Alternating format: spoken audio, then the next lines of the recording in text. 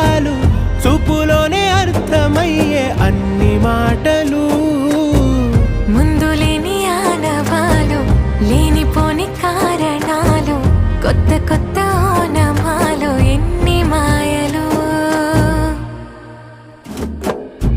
కథలెన్నో చెప్పారు కవితల్ని రాశారు కాలాలు దాటారు యుద్ధాలు చేశారు ప్రేమలో తప్పు లేదు ప్రేమలో.